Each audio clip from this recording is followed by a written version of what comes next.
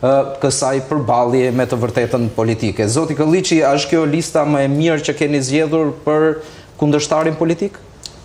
Shiko, listë perfekte nuk ka dhe nuk do të ketë asnjëherë.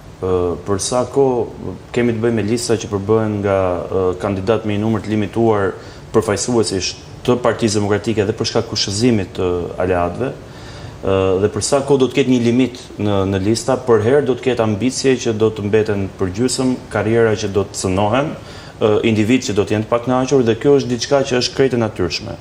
Është aset në Partinë Demokratike debati brendshëm, është aset mendimi ndryshe, është aset në gjykimin tim që ka përplasje edhe mes politikanëve, mes vetes hera herës, sepse tregon që është një parti e lirë, ku njerëzit sigurisht son atë që mendojnë në ndryshim nga reparti ushtarak në anën përballë, nga grupi i strukturuar kriminal që drejtohet sot nga Edi Rama, ku janë ndërprer karrierat e 10 ministrave dhe deputetëve të Partisë Socialiste, dhe askush nuk ka guxuar të thotë një fjalë, për shkak se kreu i organizatës Edi Rama kështu ka vendosur, por mbetemi ke PD-ja.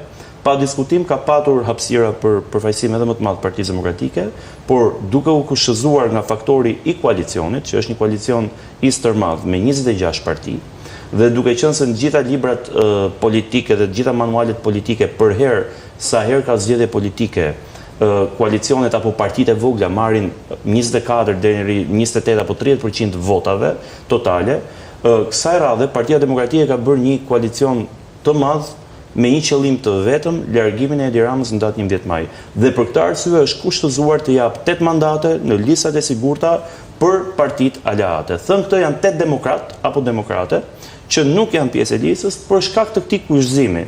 Pjesë e listës së mbyllur, flasim.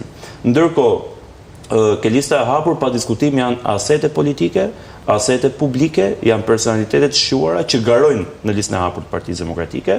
Mund ta marrim edhe nga Tirana, duke nisur që nga Ilir Ali Mehmeti, figurë e njohur Jorida Tabaku, pa diskutim është aset për listën e hapur, Grigel Smuçollari. Jorida Tabaku ka shprehur pa kënaqësi për vendosjen në listë e hapur. Ilda Zhulali, shumë personalitete tjera që janë pjesë e kësaj liste që janë aset i jashtëzakonshëm për Partinë Demokratike dhe që sigurisht do të sjellin vota me shumicë në kampin opozitar. Jorida me drejt ka patur pak kënaqësitë e saj për shkak edhe të rezultatit primareve, por për shkak të kushtëzimit me aleatët është vendosur që t'i jepen 2 pozicione zonjave dhe 2 pozicione tjera aleate dhe 2 pozicione tjera Partisë Demokratike. Nuk është vetëm zonja Tabaku, sepse mos harroni është kreu i Partisë Demokratike në Kavajë, se në Kadiu që edhe ai rezultoi fituesi primareve, por pati një zgjedhje tim personale për të mos qenë pjesë e listës, por është në fushat, vijon punën në terren dhe është një moment i kapërcyer.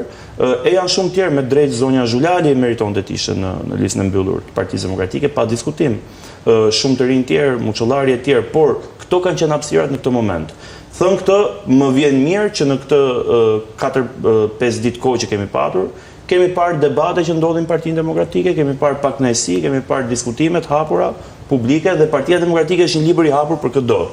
Nga ana tjetër jam kurioz të di ka një reagim nga Partia Socialiste? Dini ç'bëhet nga grupi kriminal i Partisë Socialiste? Jo, edhe atje patjetër që ka Fiorella. Publik flasun. Po, patjetër edhe ka një reagim publik se kështu ato janë shumë të lumtur që janë në listat e hapura ose janë jashtë dhe ky është një qendrim, duhet të themi ironik apo që s'mund ta pranojnë, ndoshta edhe qesharak që se pranojnë, por nga ana tjetër edhe ato që futën në primare Partitë Demokratike nuk u futën për të punuar thjesht në fushat, por u futën për të qenë në listën e Partisë Demokratike për kandidat, si zoti Kadiu, apo edhe të tjerë të cilët janë sot në listën e hapur, apo të tjerë demokratë të cilët sot nuk janë në listë, siç marrim shembull Brengeni, departamenti më i mirë duhet themi i Partisë Demokratike. Të falenderoj që riktheven vëmendje, departamenti më i mirë, nëse mundet të bëni ndërhyrje po. Brengeni është departamenti më i mirë dhe ndoshta ai që solli frym.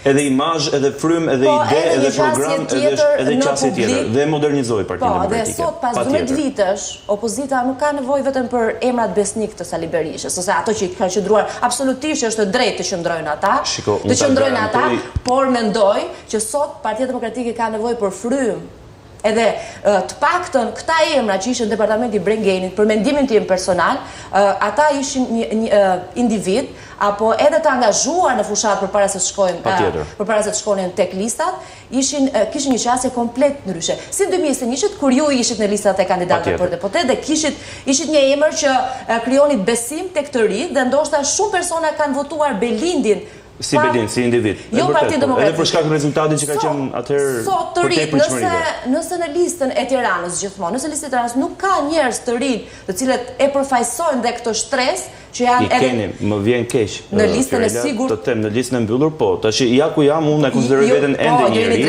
Keni kryetarin e Forumit Rinor, Besar Xhaferin, që është një ri garon për herë të parë i shkolluar jashtë 3 vite që punon në Forumin. Keni të ri